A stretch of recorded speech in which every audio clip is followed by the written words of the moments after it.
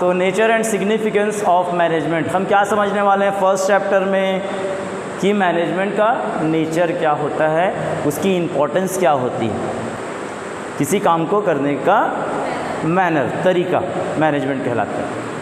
तो मैनेजमेंट में आपको सिर्फ एक ही पर्सन दिखाई देता है, कभी सिर्फ एक पर्सन से मैनेजमेंट चलता है?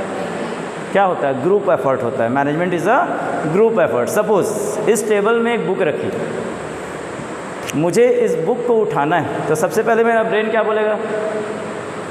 वहाँ बुक रखी। तो क्या ब्रेन जाके उस बुक को उठा लेगा? उठाएगा? कौन जाएगा? पैर। कौन उठाएगा? हाथ। देखेगा कौन? आइस। अलग अलग फंक्शन है हर पार्ट्स का। बॉडी हमारे जो पार्ट्स हैं उसका हर एक अलग अलग फंक्शन है, लेकिन ब्रेन ने बोला तो सारे लोग कोऑर्डिनेट करके उस बुक को उठाने के लिए चले गए। सारे लोगों ने ग्रुप एफर्ट लगाया। इन द सेम मैनर बिजनेस में भी ग्रुप एफर्ट होता है। क्या होता है? ग्रुप एफर्ट होता है। कैसे?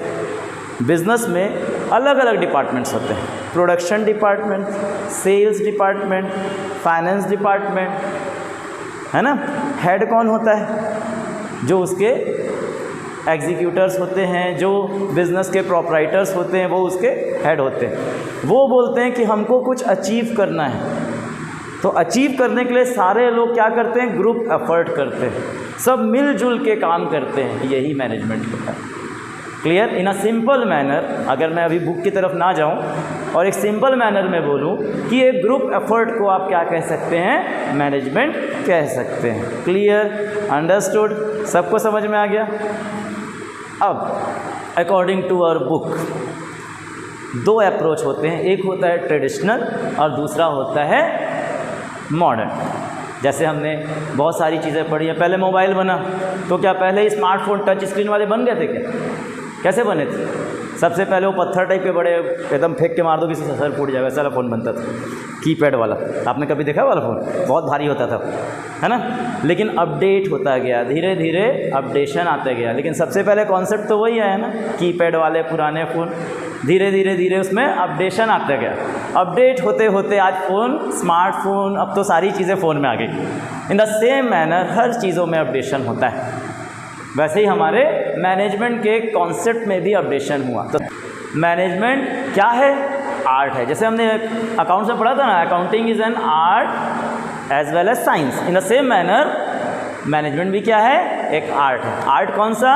दूसरे से काम करने का तरीका क्या कहलाता है? मैनेजमेंट कहलाता है। यही हमारा ट्रेडिशनल अप्रोच कहता है। ठीक? क्योंकि अकेला आदमी मैनेजमेंट नहीं कर सकता। आज आप स्कूल आते हैं, जब आप स्कूल के अंदर आते हैं तो आप देखते हैं प्रिंसिपल सर बैठे हुए, बाकी टीचर्स भी हैं, कुछ ना कुछ एक्टिविटी कर रहे हैं ना। कोई क्लास ले रहा है, कोई स्कूल के मैनेजमेंट को देख रहा है, कोई ऑफिस के काम को देख रहा है। सब अपना एक पर्टिकुलर काम, सारे लोग क्या कर रहे हैं? अपने अपने पर्टिकुलर काम को परफॉर्म कर रहे हैं। तो ये भी क्या कहलाता है? हर एक जगह पे मैनेजमेंट होता है। आप एक छोटा सा स्कूल देख लीजिए, छोटा सा बिजनेस देख लीजिए, आपके आसपास के शॉपिंग मार्ट देख लीजिए, है ना। हर जगह मैनेजमेंट है कि नहीं? क्या कोई भी बिजनेस बिना मैनेजमेंट के एफिशिएंटली चल सकता है? इज़ इट पॉसिबल और नॉट? इज़ इट पॉसिबल कि कोई बिज़नेस बिना इफेक्टिव और अच्छे मैनेजमेंट से के बिना चल जाए?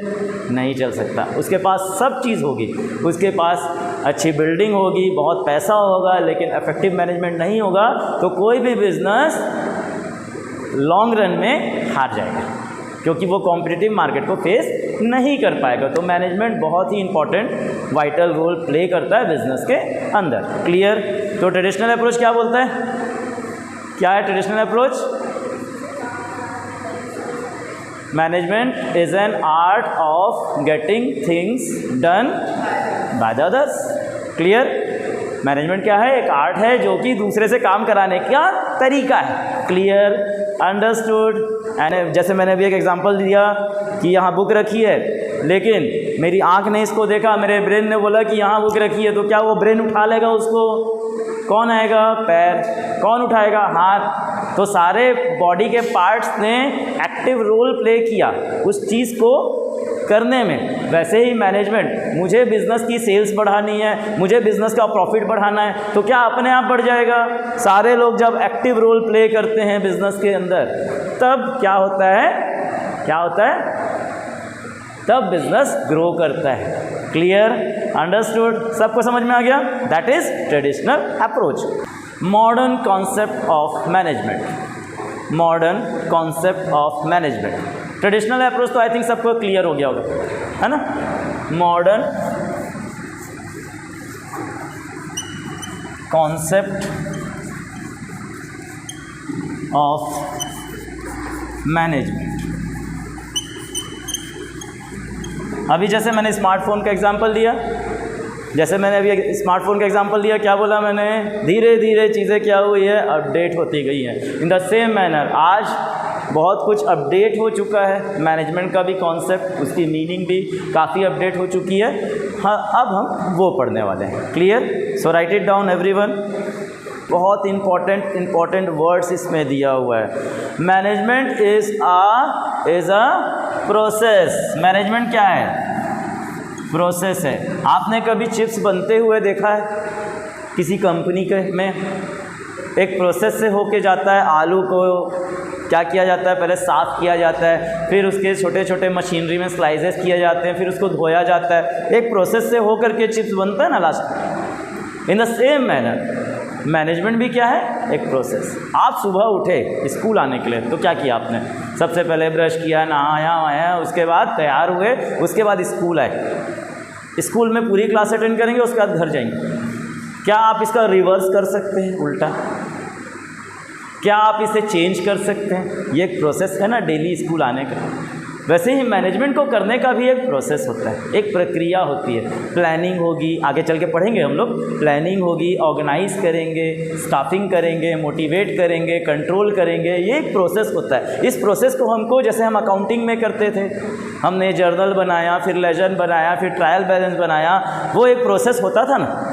वैसे ही मैनेजमेंट में भी क्या होता है? एक प्रोसेस होता है। पहले हम सोचेंगे कि ये करना है, फिर हम उसके लिए प्लानिंग करेंगे, फिर चीज़ों को ऑर्गेनाइज करेंगे, फिर स्टाफिंग करेंगे, फिर कंट्रोल करेंगे। ये एक पर्टिकुलर क्या होता है? प्रोसेस होता है। तो मैनेजमेंट क्या है? सिर्फ आर्ट नहीं है। मैनेजमेंट क्या है? प्रोसेस है। क्या है? प्रोसेस। अंडरस्टूड? क्लियर? तो मैनेजमेंट क्या है? प्रोसेस। अंडरस्टूड? नेक्स्ट क्या पढ़ा था हमने उसके बाद? पढ़िए।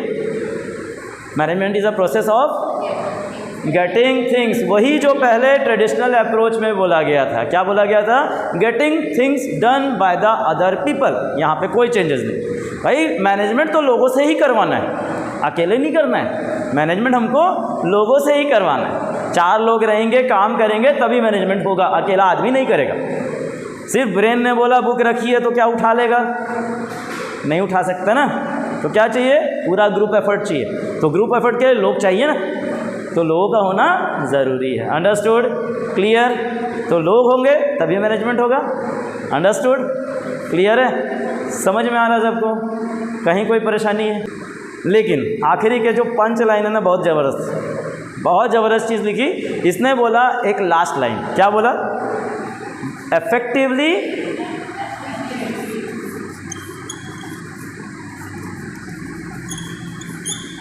and efficiently। इफेक्टिवली और एफिशिएंटली का मतलब और अंतर क्या होता है, ये बहुत इंपॉर्टेंट चीज़ है और एग्ज़ाम में पूछा जाता है। इफेक्टिव, टी आ रहा है यहाँ पर, क्या आ रहा है? टी। एफिशिएंसी में सी आ रहा है, एक इम्पॉर्टेंट जो टर्म है। टी से आप यहाँ पर टाइम समझ सकते हैं और सी से यहाँ पे आप कॉस्ट समझ सकते हैं। अब कैसे? इफेक्टिव का मतलब होता है जब मैं किसी काम को करने के लिए आपको बोलूं कि जैसे कि मैंने आपको प्रोडक्शन की बात की, एक काम करिए, आप मेरे को यहाँ पर डेस्क और टेबल बना के दीजिए।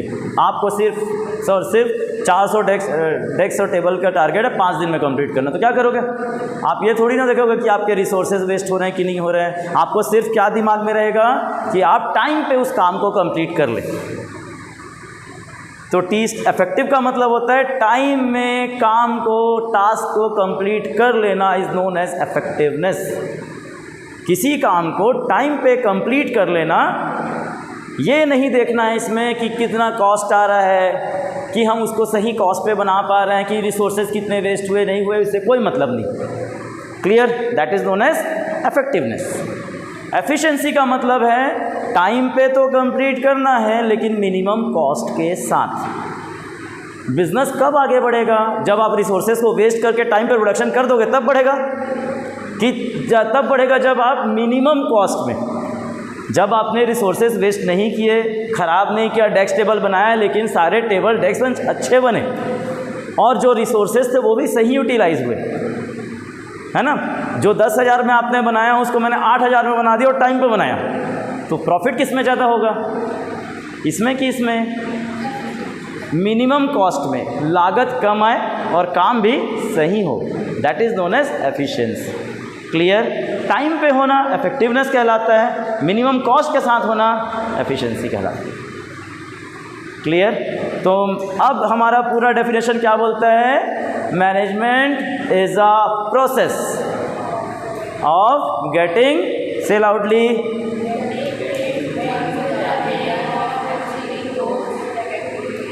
and efficiently. Management is a process of getting things done by the other people with effectiveness and efficiency. मतलब मैनेजमेंट क्या है? एक प्रोसेस है। काम तो करना है, काम वही करना है जो ट्रेडिशनल अप्रोच में बोला गया था, लेकिन काम को इफेक्टिवनेस और एफिशिएंसी के साथ करना है। That is known as what? Modern concept. तो आई थिंक आपको मीनिंग और कॉन्सेप्ट आपको मैनेजमेंट के क्लियर हो गए होंगे। किसी को कोई doubt? This question is quite important. Difference between effectiveness and efficiency. Make a 2 separate columns. One is for effectiveness and difference between effectiveness and efficiency. Make separate columns for effectiveness and efficiency. Okay? First, effectiveness is what? अभी मैंने आपको बताया था क्या है effectiveness? T, effective, time, task को time पे complete करना इफेक्टिवनेस होता है। तो serial number 1, it refers to completion. It refers to completion, COMPLETION। और यही सेम जो मैंने आज कराया है इसको मैं आपको व्हाट्सएप में ग्रुप में सेंड कर दूंगा। लिखना भी है, ऐसा नहीं है लिखोगे तो याद होता है, स्पेलिंग मिस्टेक्स सुधरती है ना। It refers to completion of task on time. It refers to completion of task on time.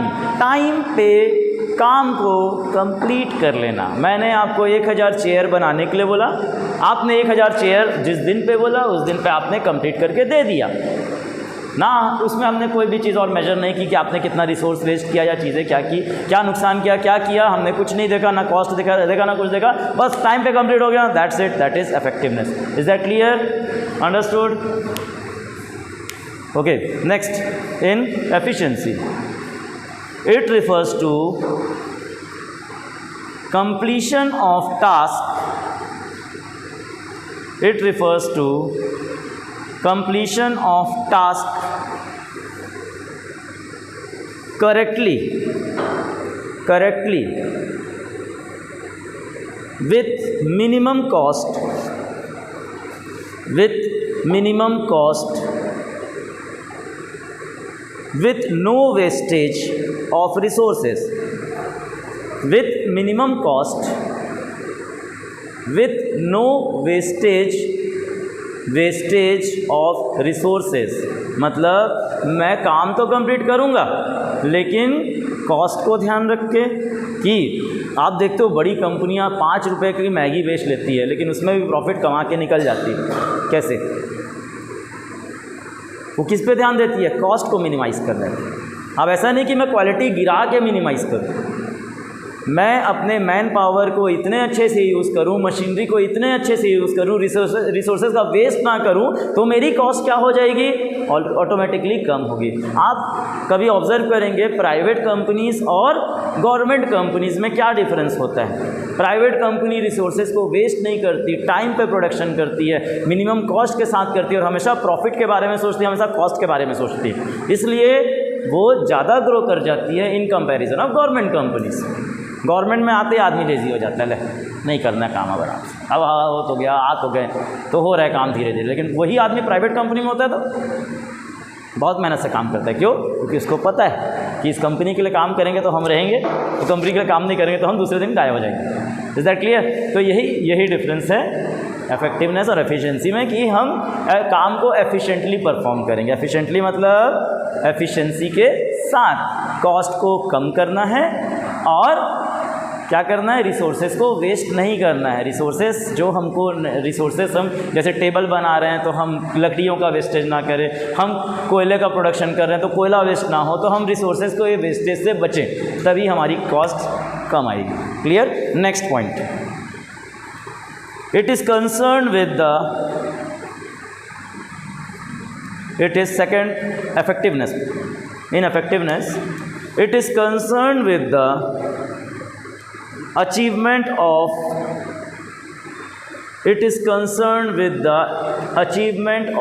end result. end result. It is concerned with the achievement of end result. तो हमको सिर्फ और सिर्फ end result से मतलब है कि हमारा 1000 चेयर की बात हुई थी और 1000 चेयर बन के तैयार है, हम इससे ज़्यादा कुछ नहीं बोल रहे। हमको सिर्फ और सिर्फ किससे मतलब है? हमने बोला था 1000 चेयर बनाओ, 1000 चेयर आपने बना के दे दी, इससे ज़्यादा की बात हो रही है क्या? नहीं हो रही है। Is that clear? Next, in efficiency, it is concerned with the cost benefit analysis, analyzing minimum resources and getting maximum benefits। मतलब मैं कॉस्ट को कैसे कम करूं ताकि मेरे रिसोर्सेज भी वेस्ट ना हो और मुझे ज़्यादा से ज़्यादा फ़ायदा हो। सपोज़ मैं 5 रुपये की मैगी में 4 रुपये में उसको बनाता हूं तो कितने रुपए अर्न करूंगा? लेकिन अगर उसकी कॉस्ट को मैं और कम कर लूं, 5 रुपये की मैगी को अगर 3 रुपये में ही बना लूं तो कितना प्रॉफिट हो जाएगा? तो कॉस्ट को अगर मैं कम करता हूं तो मेरा प्रॉफिट मार्जिन बढ़ता है कि नहीं बढ़ता है? इस पे ध्यान दे रहे हैं एफिशिएंसी में। क्लियर है? Understood? Last point, producing target production on time. Suppose एक कंपनी को टारगेट मिला कि 1000 चेयर बनाने हैं, 1000 कंप्यूटर बनाने हैं, 1000 कोई भी प्रोडक्ट बना, ठीक? उसने उस टास्क को टाइम पे कंप्लीट कर दिया, दैट इज़ इफेक्टिवनेस। तो तीनों जो पॉइंट है वो ऑलमोस्ट लिटिल बिट सिमिलर, चाहे हमने फर्स्ट पॉइंट देखा, सेकंड देखा या थर्ड देखा, लिटिल बिट सिमिलर है, आप कर सकते हैं इसको, है ना। In efficiency, write it down, producing target production to its minimum cost, producing target production to its minimum cost। तो अल्टीमेटली इस डिफरेंस का निचोड़ इतना है कि इफेक्टिवनेस में हम टाइम की बात करते हैं, प्रोडक्शन जो कि टाइम पे हो, लेकिन एफिशिएंसी में हम कॉस्ट की बात करते हैं। हम किसकी बात करते हैं? कॉस्ट की। और रिसोर्सेज को कम वेस्टेज या मिनिमम वेस्टेज, या जो भी हम बोले कि हम रिसोर्सेज को वेस्ट किए बिना हम अच्छे से अच्छा प्रोडक्शन करके दिखाएं। क्लियर है?